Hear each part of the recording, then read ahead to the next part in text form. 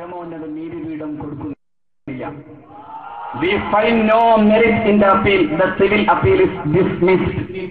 ഈ അപ്പീൽ ഇന്ത്യയുടെ പരമോന്നത നീതിപീഠം തള്ളിയതാണ്.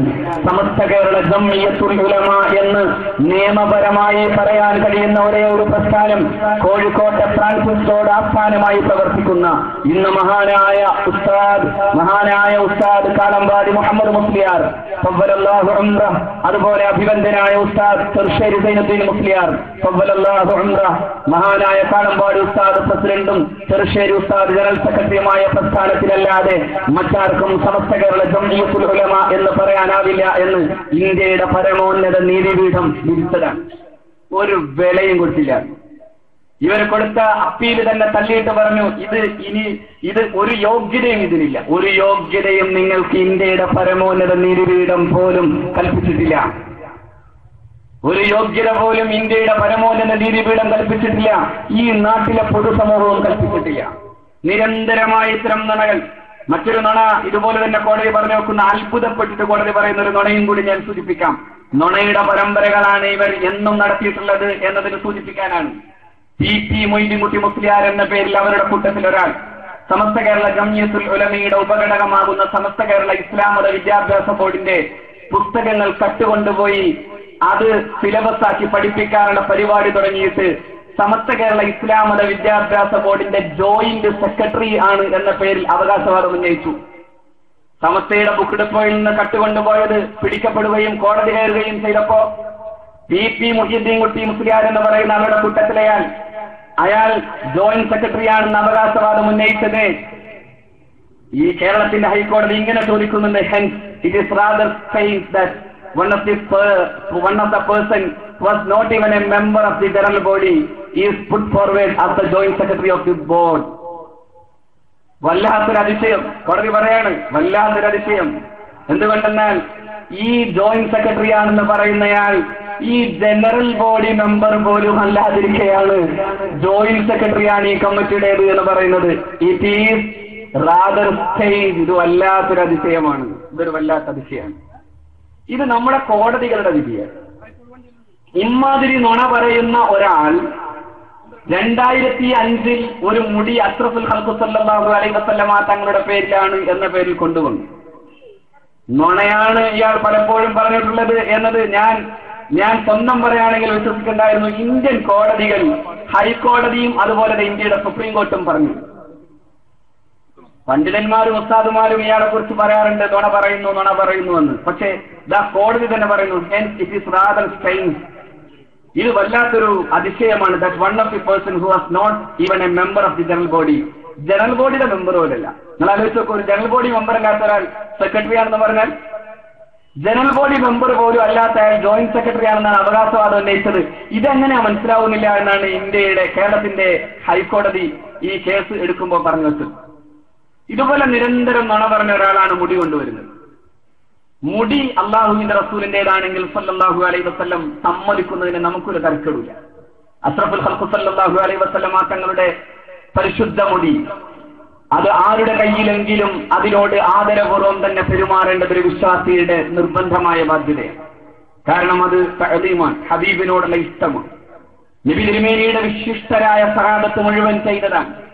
മഹാനായ ഖാലിദ് ബിൻ വലീദ് റളിയല്ലാഹു അൻഹു യർമൂക്ക് യുദ്ധത്തിലാണ് മഹാനവരുടെ തൊപ്പി താഴെ വീണ് കുതിരകൾ ചവിട്ടി മരിച്ച ആ തൊപ്പി അന്വേഷിച്ച് മഹാനവകൾ യർമൂക്ക് യുദ്ധത്തിന്റെ കൊടുമ്പിരിയിൽ അതിന്റെ മൂർധന്യാവസ്ഥയിൽ യുദ്ധത്തിൽ നിന്ന് തന്റെ അനുയായികളെ വിളിച്ചിട്ട് എനിക്ക് ആ തൊപ്പി എത്രയും പെട്ടെന്ന് കിട്ടണം എന്നാവശ്യപ്പെട്ടു. യുദ്ധം അതിന്റെ മൂർധന്യാവസ്ഥയിൽ പെട്ടെന്നാണ് മഹാനായ ഖാലിദ് റളിയല്ലാഹു അൻഹു അങ്ങനെ ഒരു ആവശ്യം ഉന്നയിച്ചത്. ആ ആവശ്യത്തിന്റെ മുമ്പിൽ മഹാന്മാരായ സഹാബാക്കൾ തൊപ്പി കൊണ്ടുപോയി കൊടുത്തു. ചവിട്ടി മരിക്കപ്പെട്ട തൊപ്പി, മുഷിഞ്ഞ ഒരു തൊപ്പി. ആ തൊപ്പി എന്തിനാണോ അങ്ങ് ഇത്രമേൽ വലിയൊരു കാര്യമായി ഇതിനെ കയ്യിലെടുത്തത് എന്ന് ചോദിച്ചപ്പോ, ഇതിലെന്റെ ഹബീബായ റസൂലുള്ളാഹി സ്വല്ലല്ലാഹു അലൈഹി വസല്ലമ തങ്ങളുടെ വിശുദ്ധമായ കേശം അത് തുന്നിച്ചേർക്കപ്പെട്ടതാണ് എന്ന് മഹാനായ ഖാലിദ് റളിയല്ലാഹു തആല അൻഹു പറയുന്നു. നിരന്തരമായി വിഷയകമായ ഒരുപാട് തെളിവുകൾ നമുക്ക് കാണാൻ സാധിക്കും. നബി തിരുമേനി സല്ലല്ലാഹു അലൈഹി വസല്ലമ തങ്ങളുടെ വിയർപ്പ്, അഷ്റഫുൽ ഖൽഖ് സല്ലല്ലാഹു അലൈഹി വസല്ലമയുടെ രക്തം, പുണ്യനബി സല്ലല്ലാഹു അലൈഹി വസല്ലമ തങ്ങളുടെ ഇത്തരം വിശുദ്ധമായ ശേഷിപ്പുകൾ അതെല്ലാം സഹാബാക്കൾ അമൃത് പോലെ കണ്ടതാണ്.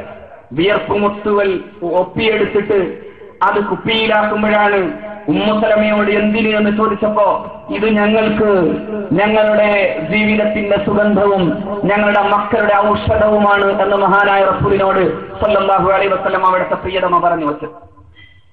മഹാനായ പ്രവാചകന്റെ ചോര, അവിടുത്തെ പരിശുദ്ധ രക്തം കൊണ്ടുപോയി കളയാൻ നബി തിരുമേനി 2 ഭാഗങ്ങളിലും കൊമ്പ് കുത്തിയിട്ട് അതിന്റെ രക്തം കൊണ്ടുപോയി കളയാൻ വേണ്ടി ആവശ്യപ്പെടുമ്പോ കൊണ്ടുപോയി അത് ആരുമറിയാതെ കുടിച്ചതിന് ശേഷം ഹബീബായ റസൂലിന്റെ മുമ്പിൽ ചെന്ന് നിൽക്കുന്ന ഇബ്നു സുബൈർ റളിയല്ലാഹു തആല അൻഹുവിനോട് നല്ലത് നിന്നെ നീ നരകം തൊടില്ല എന്ന് പറഞ്ഞത് മുഹമ്മദ് റസൂലുള്ളാഹി സ്വല്ലല്ലാഹു അലൈഹി വസല്ലം.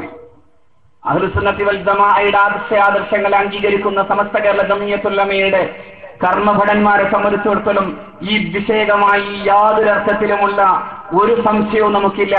മഹാനായ റസൂലുള്ളാഹി സ്വല്ലല്ലാഹു അലൈഹി വസല്ലമ തങ്ങളുടെ വിശുദ്ധമായ കേശത്തോട് അതിന്റെ അർഹിക്കുന്ന ബഹുമാനത്തോടുകൂടെ ആദരത്തോടുകൂടെ തന്നെ പെരുമാറാനേ നമുക്ക് സാധിക്കും. പക്ഷെ ഇവിടെ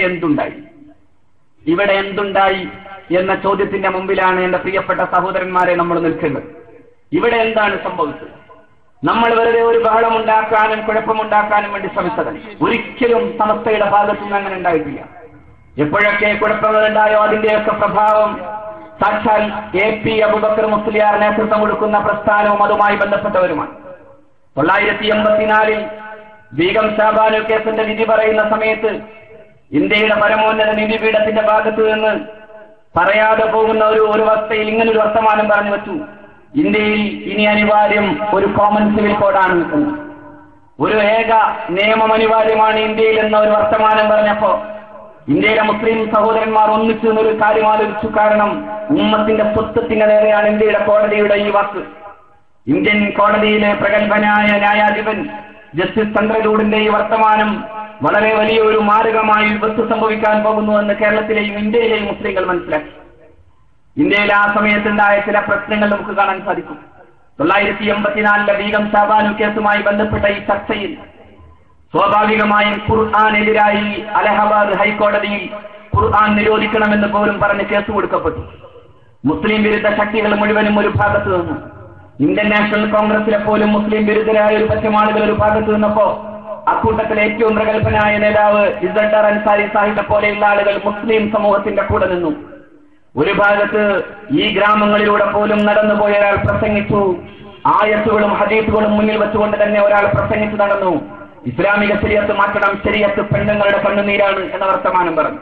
ഞാനൊരു പാർട്ടിയെ ഇപ്പോൾ ഉദ്ധരിക്കാൻ ശ്രമിക്കുന്നില്ലെങ്കിലും സാമാന്യമായി കഴിഞ്ഞ കാലങ്ങൾ ഓർക്കുന്നവർക്ക് എന്തൊക്കെയാണ് എന്ന് മനസ്സിലാക്കാൻ സാധിക്കും.